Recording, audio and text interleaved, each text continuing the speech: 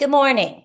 My name is Laura Porter, and I am the Executive Director of the U.S. Campaign to End the Death Penalty. We ask you if you had some questions to hold them until after all the speakers have had their turn, and then we welcome you to use the Q&A app on the bottom of the screen. The U.S. Campaign to End the Death Penalty is a new campaign bringing longtime death penalty opponents from across the country as a united force. We are made up of more than 50 organizations, including local and national advocates, litigators, and researchers. We are racial justice advocates, faith leaders, conservatives, community organizers, and national civil rights organizations. We work together to coordinate a national response to executions. Using shared messaging strategies and advocacy tactics, we are able to nimbly seize opportunities and confront challenges by leveraging the expertise and resources offered by our partners. We make sure death penalty opponents have what they need to make the biggest impact. In this moment, we see a very clear disconnect between the handful of politicians pushing for more executions and the expansion of the death penalty and current public sentiment on this issue. We want to make sure policymakers know the country is moving away from the death penalty. The surge in executions and efforts to expand the death penalty are out of touch with the views of Americans. Just a few weeks ago, Gallup published the results of their yearly poll about support for the death penalty. Support for the death penalty has been steadily dropping since 1994, when it was at an all-time high of 80%. In October of this year, support for the death penalty was at a 50-year low, at 52%, dropping 1% from last year. Gallup found that less than half of adults age 18 to 54 support the death penalty. In addition to public polling, new death sentences remain at historic lows. In a country of 348 million people, there will be less than 30 new death sentences in 2025. There's no greater indicator of how Americans feel about the death penalty than in the jury room, and juries are sending very few people to death row. We will build on the continuing trend away from the death penalty, jurisdiction by jurisdiction, until our country lets go of the death penalty once and for all. Our first speaker will be Barry Scheck, co-founder and special counsel at the Innocence Project, and an advisory council member of the U.S. Campaign to End the Death Penalty. Thank you very much, Laura. This is an extraordinarily important campaign. Uh, Reasonable people can differ about the moral question of capital punishment, but reasonable people cannot differ over certain facts that we know over the last few decades. Number one, innocent people have been put to death. Innocent people, 201 of them, have been sentenced to death and then taken off death row. And that the death penalty is expensive. This is an affordability question. It does not deter. It serves no good public function. And it certainly isn't making people feel safer.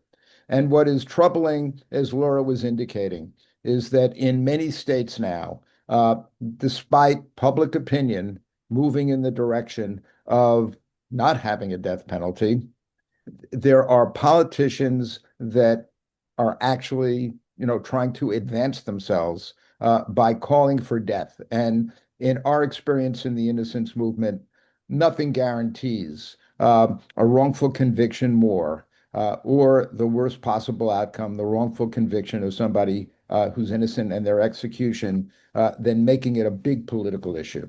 And finally, let me just say that I'm sitting here in the state of California, where I'm visiting. I live in New York, but and have my California bar card. But it would really serve our state well of California if Governor Newsom would clear death row before he leaves office.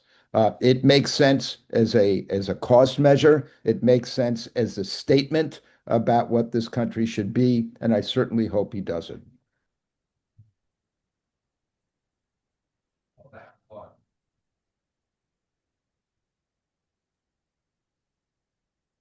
Laura, you're on mute. Laura, you're muted, I think.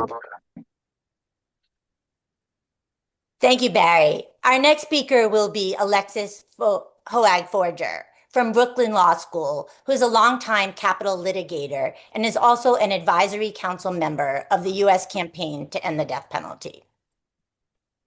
Thank you, Laura, for inviting me to help launch this campaign. I'd like to focus on a crisis that receives too little attention. It's the collapse of meaningful federal judicial review of state death sentences. We're now operating a capital punishment system without a safety net. Federal courts are meant to act as this backstop, stepping in when state courts fail to protect the basic rights of defendants. But over the last 15 years, that stopgap has been eviscerated.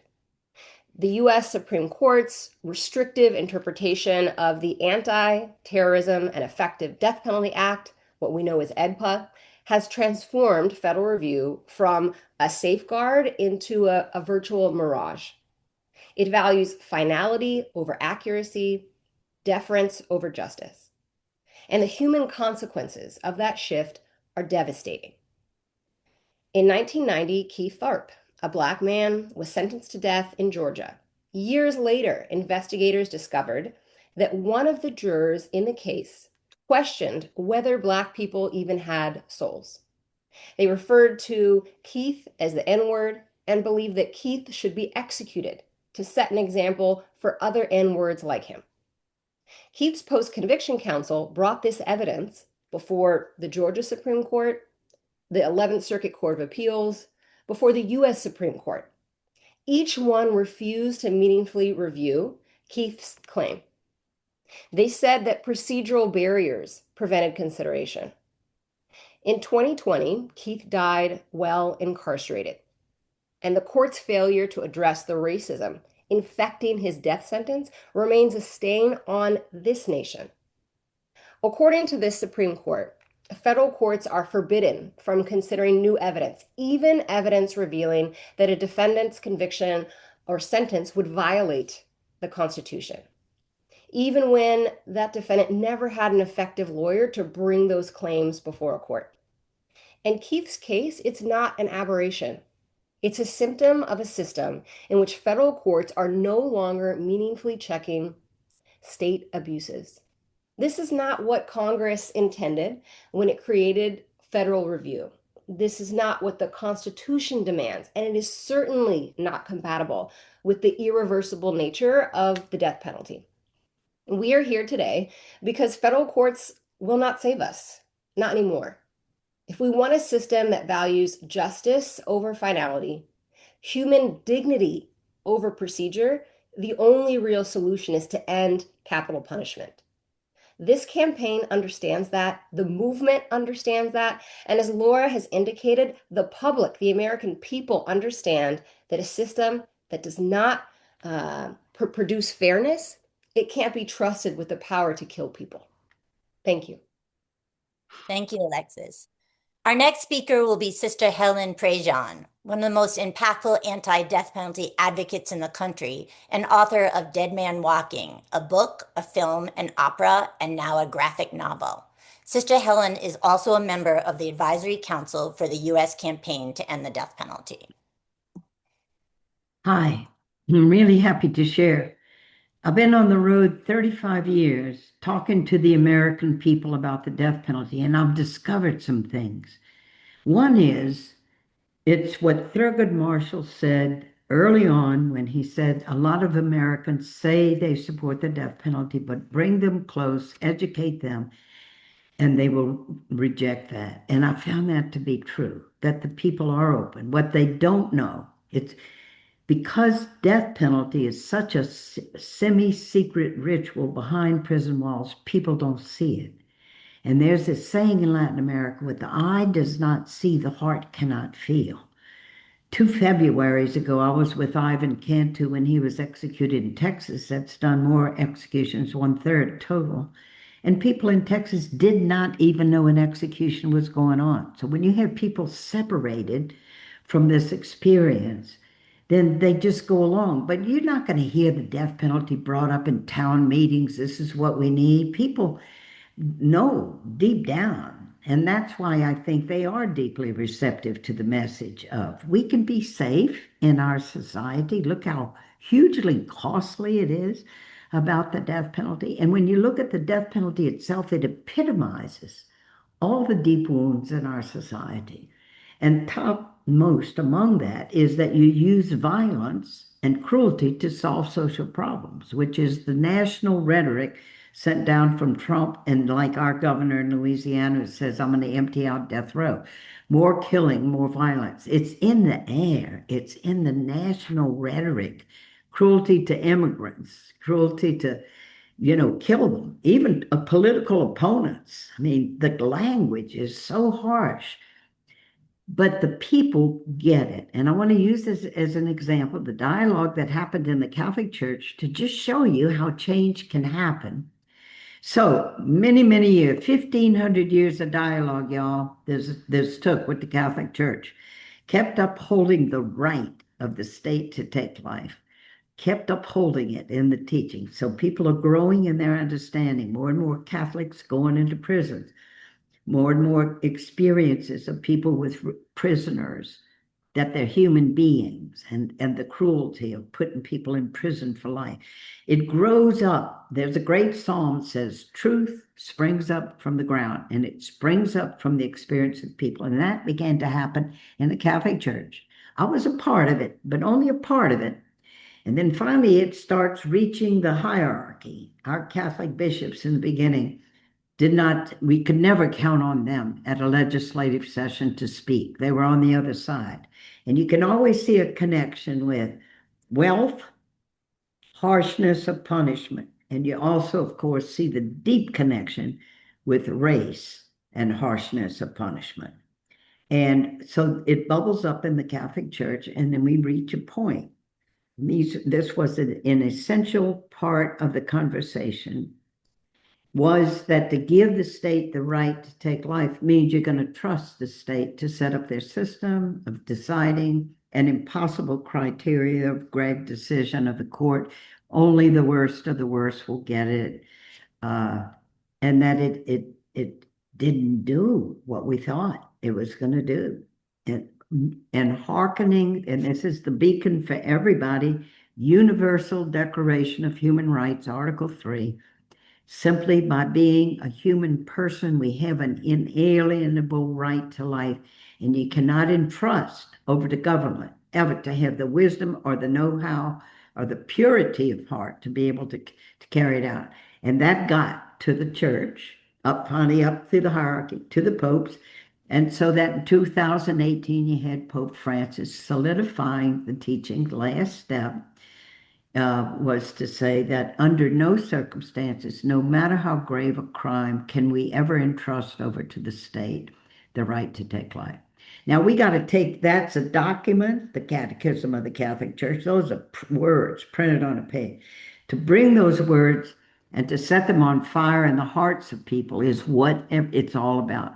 I am full of hope on this issue, despite the harshness and terribleness of what's going on, because I know I've been with the people too much and I see they get the message. Dead Man Walking, y'all, was my first book.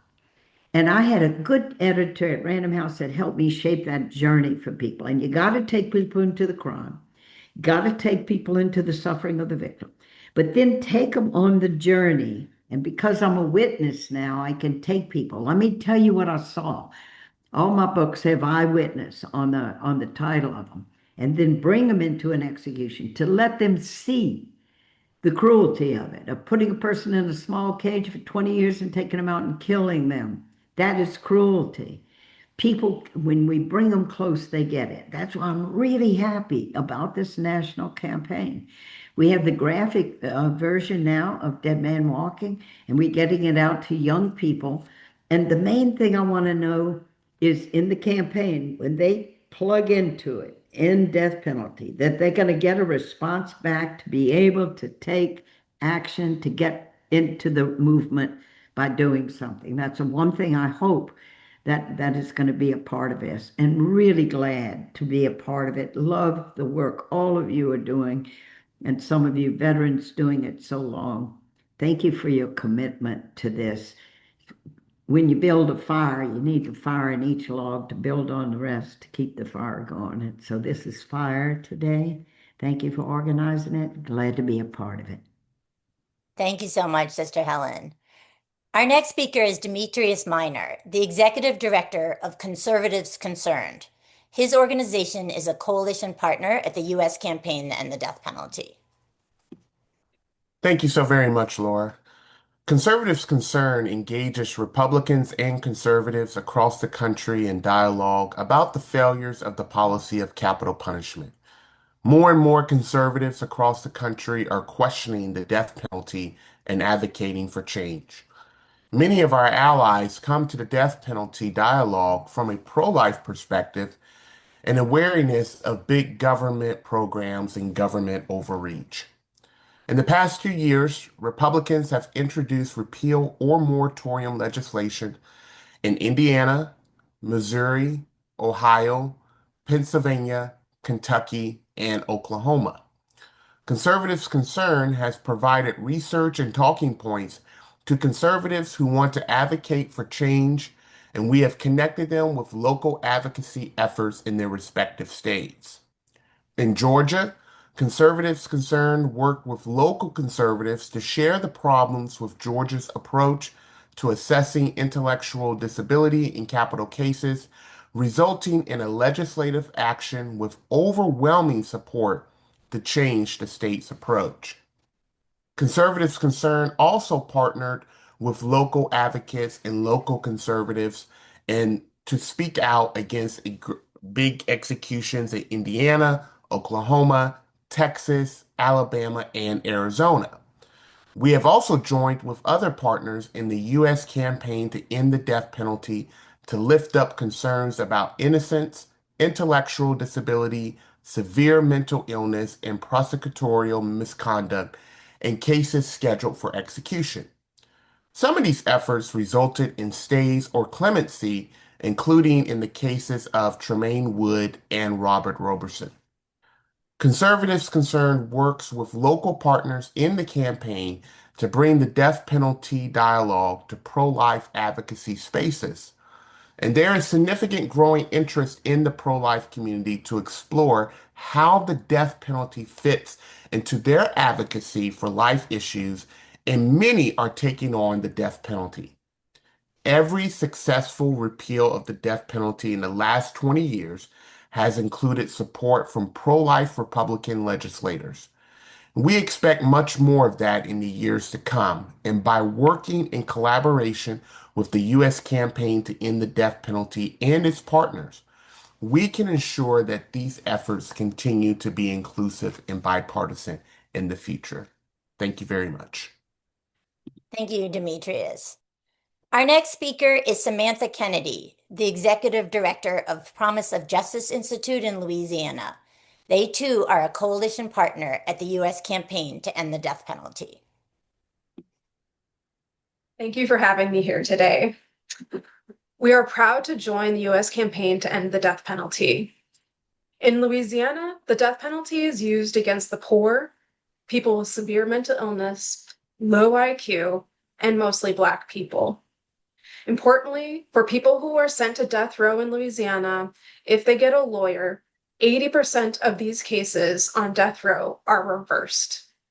That means that 8 in 10 people who are scheduled to be killed in Louisiana are saved after their attorneys start digging around into their cases to find out all of the problems that happened at trial, including innocent people. This is an unconscionable reversal rate, which should alone cause Louisiana to be embarrassed and to be horrified. However, instead, Louisiana's governor, Governor Landry, doubles down feverishly wanting to kill people. One of Trump's first acts as president was to sign an executive order directing DOJ to help the states to start killing more people. Landry followed suit. After more than a decade, Landry had Jesse Hoffman gassed to death against the wishes of one of the victims. Now, Landry and Louisiana's AG have their sights set on killing children. They're using the case of a man who was already sentenced by a jury long ago, who's been sitting in prison for decades for a murder that he was convicted of when he was a child, as a test case to see if they can overturn the United States Supreme Court and Louisiana law so that they can kill this man and bring back killing of children to Louisiana and across the country. Not only has no one urged a change in law or our moral code against killing children, but last year, when Landry tried to pass a constitutional amendment to expand the ability to criminally charge children as adults, not kill them, just charge them as adults, every single corner of the state of Louisiana rejected the amendment, saying that children belong in legal spaces designed for children. Somehow, Landry failed to take the lesson of this rebuke and has instead upped the ante from charging children as adults to wanting to kill children. The death penalty is a reckless political tool of violent and weak politicians. The public isn't clamoring for murder done by its government. The public isn't clamoring for political gamesmanship and pleasing our president with murder. Though through our work at Promise of Justice Initiative, we have learned that instead what people want is investment and thriving communities. In Louisiana, we cannot by ourselves stave off the brutal reality of politicians who want to kill people to make themselves look tough. We have to build collective power. We have to build a movement. The Promise of Justice Initiative has joined the US campaign to end the death penalty because we know that together we are stronger. As a campaign, we can collectivize resources, strategy, support, and resistance. Trying to abolish the death penalty in a southern state like Louisiana is an audacious goal. However, we know that the death penalty won't abolish itself. So we are here to fight for what we deserve, for the future we deserve, for the communities that we deserve. And that is not audacious. Thank you very much. Thank you, Samantha. Our final speaker is Herman Lindsay, who is Executive Director of Witness to Innocence. Herman was wrongfully sentenced to death in Florida. His organization is also a coalition partner at the U.S. campaign to end the death penalty. Good morning. My name is Herman Lindsay, and I'm Executive Director of Witness Innocent, an organization made of people who have been wrongfully sentenced to death. We are one of the 50-plus organizations working together to end the death penalty in the U.S.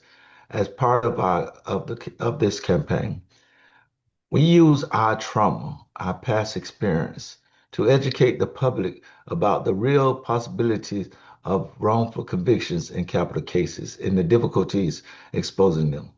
Our partners across the country invite us into their communities to speak to the realities that innocent people are sentenced to death.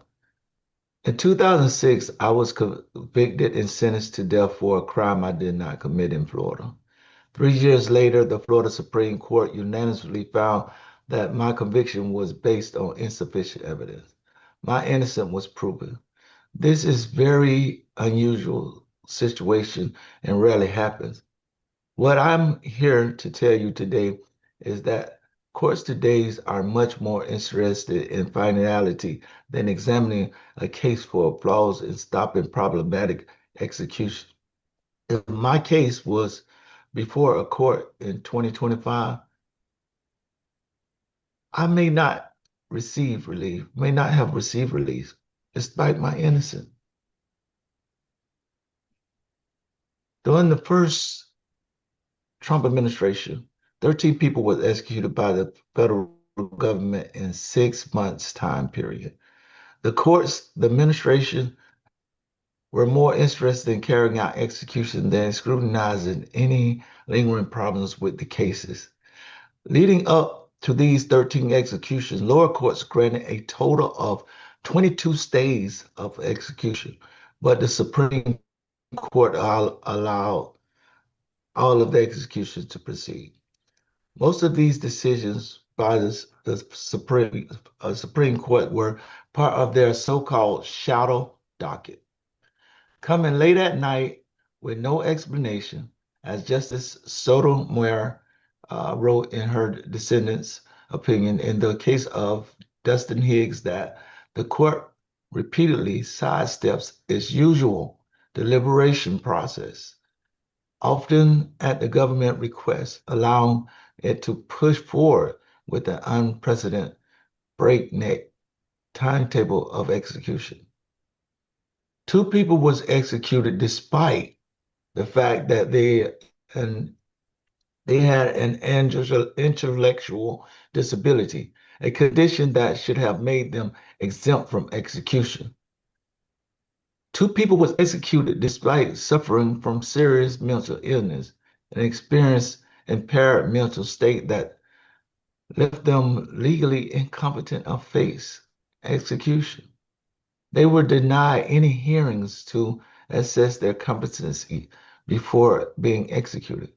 Several individuals were executed despite relevancies that the government had withheld important evidence that might have changed the outcome of their case.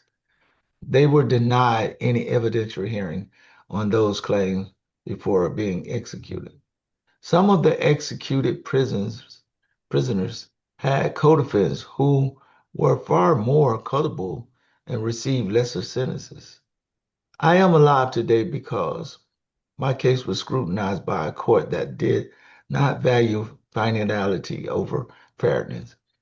Currently, it is too easy for people to get executed who have legitimate issues with their cases. We are confident that the American public is growing more and more aware of the problems with the death penalty.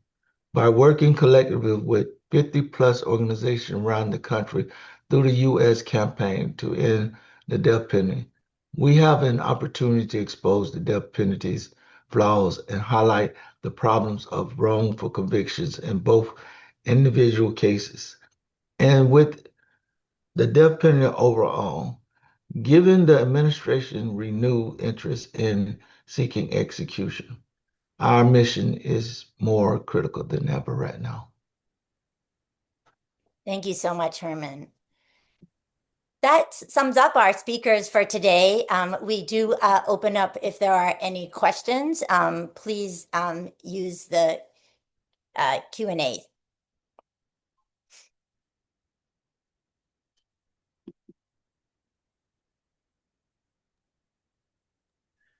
We have a question from Marilyn, a reporter with the Indiana Citizen, a nonprofit news organization based in Indianapolis. She says, as Mr. Minor noted, in the last session of the Indiana legislature, a Republican lawmaker introduced a bill that would have abolished the death penalty in the state. The bill gained bipartisan support, but ultimately failed. Even as you note, public opinion favors doing away with the death penalty. What is the lesson learned from the Indiana experience? What does it take to get states to pass bans and prohibitions on the death penalty?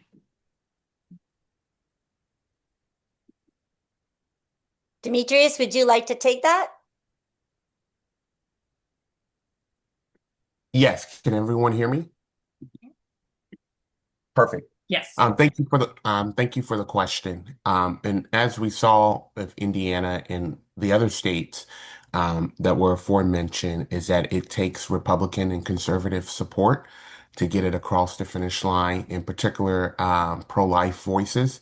And we're seeing that in Indiana. The more that capital punishment is talked about and that people are um, aware of it, the more unpopular it becomes. And that's because it's not aligned with conservative values. It's essentially the height of big government. It's the one punishment that is irrevocable. In other words, you can't go back and rectify the deed once it's been done. The high probability of executing an innocent person. And then also, as aforementioned, with the Gallup polls, it shows that capital punishment is very unpopular with Americans. That speaks truth of those in Indiana. The more they're hearing about it, the more concerns that they have, and the more unpopular it's becoming. And so it just gets us one step closer to ultimate repeal. And I think I would just add from having been fortunate enough to be part of a lot of the successful repeal efforts that the buildup starts just like it is in Indiana, that you have bipartisan interest in developing the conversation, in hearing from community members and impacted people who are impacted by the policy. And the conversation spreads, the decision makers and legislators get educated, and over time, we gather enough support to get the bill over the line. And so Indiana has begun that process. We have two more questions in the Q&A. The next question is from Bill Tamias, who is with the Faith Matters blog on Substack and a former Kansas City Star religion columnist. He asks, what's the next state likely to abolish the death penalty? That's a great question. We try to have a lot of efforts going in numerous states to see where the conversation can spread the most quickly. But I can say that we are, hopeful about states that have begun the conversation and are gaining more and more bipartisan support. So I would say that's in Ohio and Pennsylvania are very interesting states. And as you heard, Indiana is beginning the conversation, but there's already bipartisan support. And I would add Oregon and California. Barry's already spoken about California. It continues to have the largest death row in terms of incarcerated people, big backlog of people waiting for attorneys to engage in meaningful post-conviction review. And I think the public, the voters there, a majority do not support it. Oregon has long had a hold on executions and new death sentences. There's been some really fantastic groundwork from the public, from lawmakers. And so, in addition to what Laura mentioned, Ohio and Pennsylvania, I would add Oregon and California.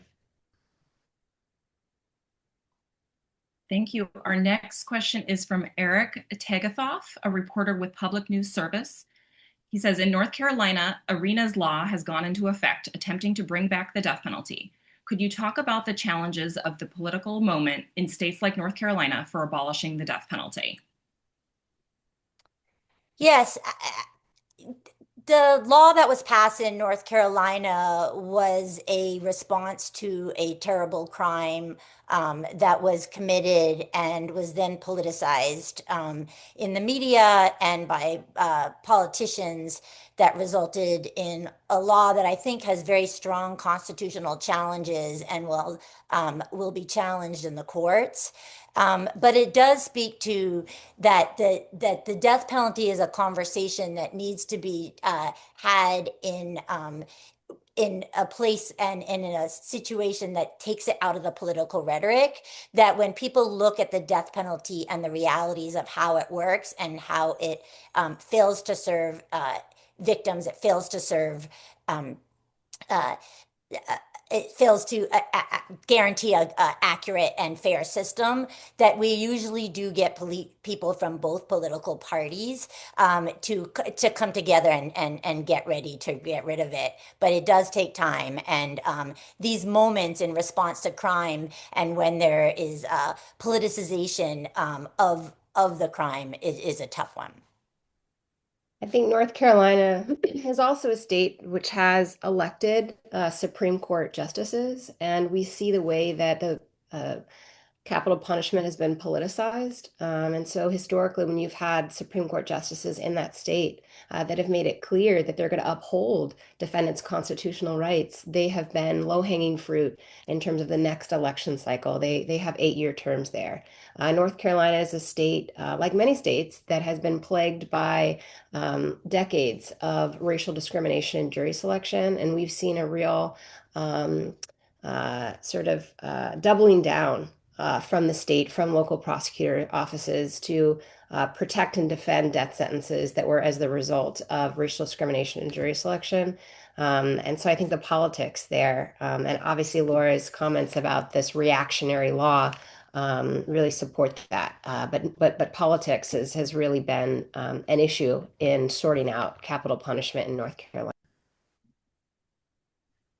The next question comes from Tyler Arnold and is for Sister Helen.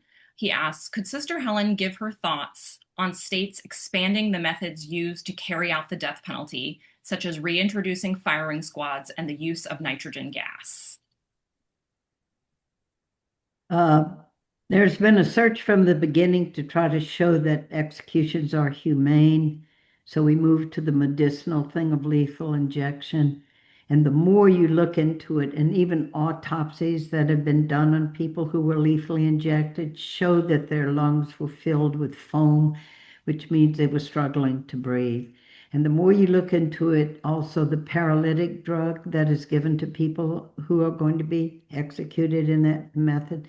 So they can't lift a finger, they can't cry out. God knows what they're going through inside. Then you only have a few witnesses, and now they keep the curtains drawn while they're putting needles into two sites because they don't want to have a glitch. And they only see when the curtains draw back, there's a person lying down on a gurney, perfectly still. Then last words, and then it just seems to them they're going to sleep. We have been trying and trying to show that we can do the killing of a conscious, imaginative human being in a humane way, and it is impossible. And because the drug companies in Europe that were making the drugs they were using for lethal injection found out they were being used to kill people and cut them off.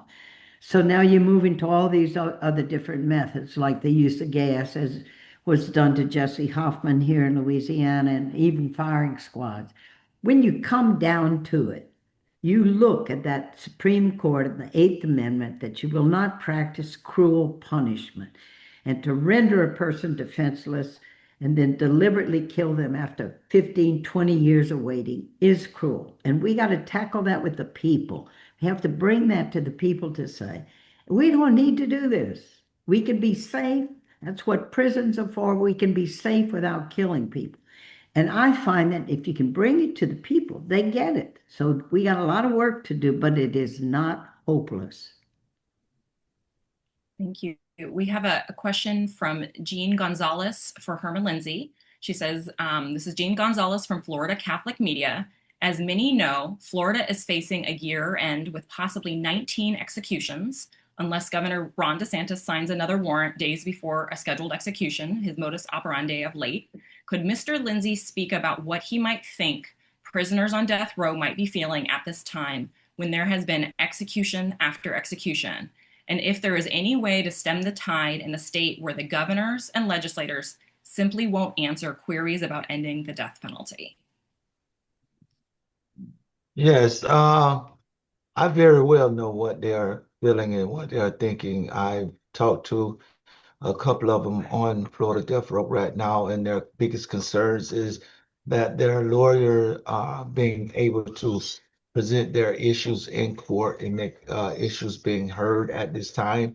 They're worried about Governor DeSantis signing a warrant before they get that opportunity for their lawyers to work on their cases at this time, and they're very fearful that they may be the next one in line. Everybody is on edge and fearful that it's not necessarily about the execution, but about their having their day in court again. Seeing a lot of cases here in Florida have many errors, and for some reason, it's like our courts are actually overlooking those issues, special mental issues at hand. Thank you. We have two questions from Joyce Davis. The first question is, what is the situation in Pennsylvania? Laura, would you like to summarize that? Sure, I think I'll pass that to Demetrius, who has been working with advocates and decision makers in Pennsylvania. Thank you. We have a Republican sponsor of a bill by the name of Representative Russ Diamond. I believe the bill is entitled HB 888. He filed it in early spring. If memory serves me correct, late March to early April was when the bill was filed. And right now we're in the midst of getting other conservative, pro-life Republican support as well. We have a follow-up question from Joyce Davis. Are there interfaith efforts to strengthen community support for ending the death penalty?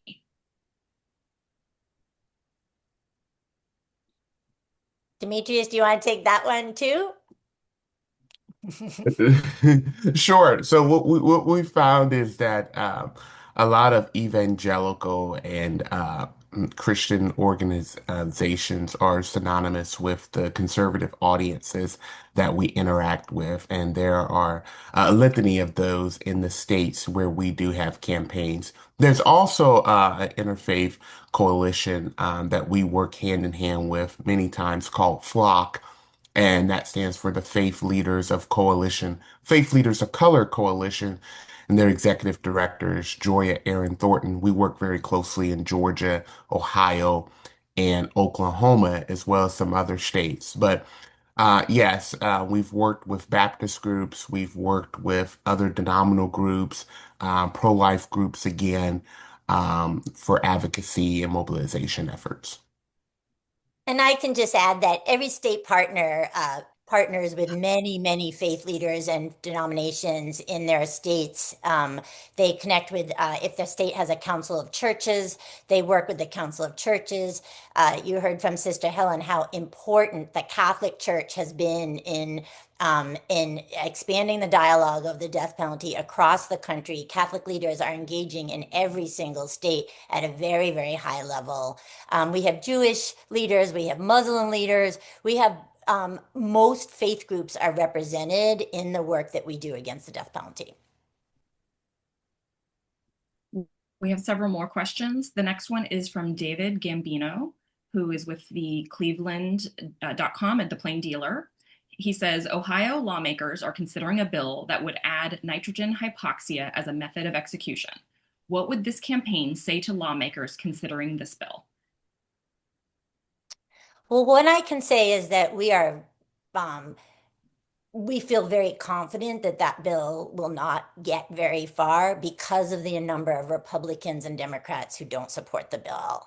I think that the chief concern about nitrogen hypoxia is that it suffocates people to death, and that veterinarians across the country are prohibited from using it to euthanize dogs and cats because it takes too long for the animals to lose consciousness. And that has been shown in the very, very problematic gassing executions that have taken place in just a small number of states in the past couple of years. And the last Alabama execution took 15 minutes, was clearly torturous from reading the witness accounts of the media who attended. Thank you. We have a follow-up question from Jean Gonzalez for Demetrius. She says, Mr. Minor, are you currently working in any way with the conservatives in the state of Florida, where conservative lawmakers are in control in many areas? Thank you for the question. The answer is yes. We're always working with conservatives and looking for validators, and also being acutely aware of what the political dichotomy looks like here in the state of Florida. We've worked also with the Catholic Conference in the state of Florida and in other states as well, and are continuing to identify conservatives who are with us here in Florida. And I'll just add that one of our valuable partners of the U.S. campaign and the death penalty is Mission Talk, a Latino evangelical organization that has a lot of members who come from the Republican side of the aisle, conservative side of the aisle, but after being educated about the problems of the death penalty, are speaking out in opposition. Their organization is called Mission Talk. Yeah, I should probably mention that in the campaign to save Robert Roberson in Texas, let's not forget that that was a bipartisan group of state legislators. And much of that campaign was infused because of faith leaders. It was quite moving and extraordinary to see these Republican legislators go to prison and pray with Robert. And in addition to that, of course, there were organizations having to do with uh, people on the spectrum, because Robert is on the spectrum, and they have, really come together in seeing that this is really a disastrous situation. And it is, again, the first shaken baby case, to my knowledge, where somebody, might be executed at the very time that we've had the Texas Court of Criminal Appeals, a very unusual place to have a decision saying that, violent shaking scientifically does not cause all these, subdural hematomas, retinal hemorrhages, and swelling of the brain, because the science there has been debunked, frankly. And also recently, the New Jersey Supreme Court, which is a very influential Supreme Court on cases like this, uh, uh, I guess it's 2 weeks ago now, in the Nieves case, came down with a decision like that. So Robert is still in peril because he has become a political football um, in Texas, but it is heartening to know that you can see people coming together from across the political lines uh, and come to this decision. And, when you said which state is going to be next, I was thinking Texas. I didn't know if I had the guts to say that out loud, but in my experience, that's not impossible. I also want to quickly add, in the context of the faith um, conversation, in the recent granting of clemency to Tremaine Wood, there were over 300 faith leaders who signed on to that petition. And also in the final week leading up to that, there were two prominent pastors in Oklahoma City who wrote an op-ed together that was published in the Oklahoman. And so a lot of faith leaders amplified their voice. They mobilized their congregations and their constituents, and that was very instrumental in helping us get that across the finish line. We have one last question from Adele Banks. She was asking about the current number of executions in the US as of today and the expected number, where I clarified there have been 44 executions to date so far and 3 more scheduled. But she also asks, how does this compare to previous years? Does anyone want to talk about why there's been such a big increase this year and how that compares to previous years? Well, one, I think the most important thing to know is how many of them are from one state of Florida. Because if you get rid of Florida, we actually have a very low number of executions that has been in keeping with the last several years. But when you add Florida, we have the most executions that we've had in more than 10 years. And so that's a really important point to know. I also think that recognizing that an overwhelming majority of executions are taking place in the South. A very small number are outside of the South.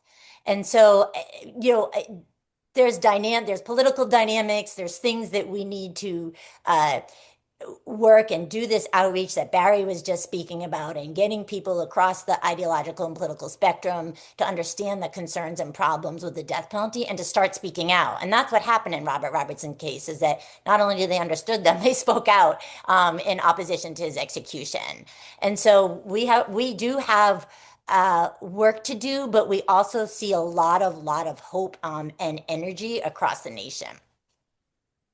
Yeah, and Uh, those other southern states that Laura mentioned are Alabama, South Carolina, and Texas. I know it was shared in the comments, but the Death Penalty Information Center has done a really good job of cataloging within 24 hours all of the executions, and you can see through the prior decades.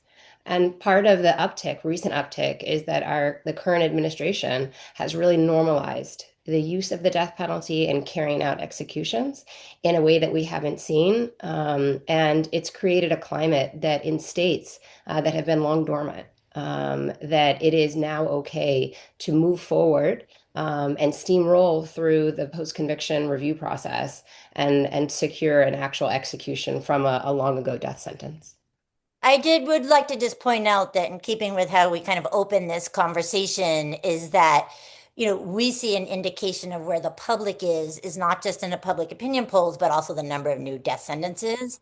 And those are remaining very, very low. They are at a historic low. And so the push to sentence new people to death is just not there. It's actually going in the opposite direction. And killing people who've been on death row for decades has been a result of some political actors. We have another question from Jean Gonzalez. She says, in line with Mr. Lindsay mentioning how important it is for death row inmates to speak with their lawyers about their cases, we are currently covering the evidentiary hearing for an inmate on death row for 50 years, William Thomas Ziegler. If anyone on the panel is aware of this case and would like to offer a comment, it would be most appreciated. Is anyone familiar with the Ziegler case? I believe that's out of Florida. Yeah, I must comment on that case. To me, it's a very political case. I'm not going to say too much because I don't know what the lawyers would allow me to say and what they're not allowing me to say. But that is a prime example of why the death penalty shouldn't be intact. Ziegler case, if you, I can't give you any information on it, but if you can like Google the case itself and look at the information, you will see that is one of the cases that is a prime example of why the death penalty shouldn't be intact.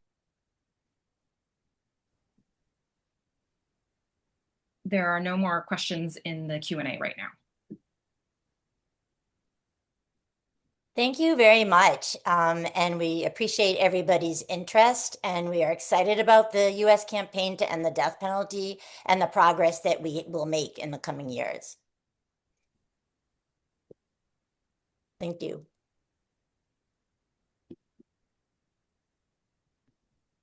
We don't have any more questions at this time.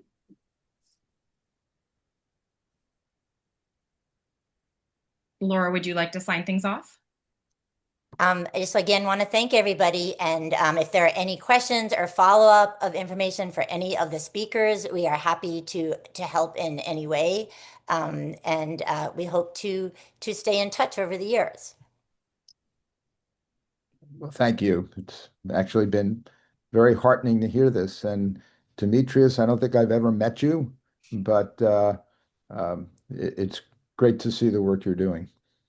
Thank you, Barry. It's a pleasure to meet you as well. Thank you for what you do as well.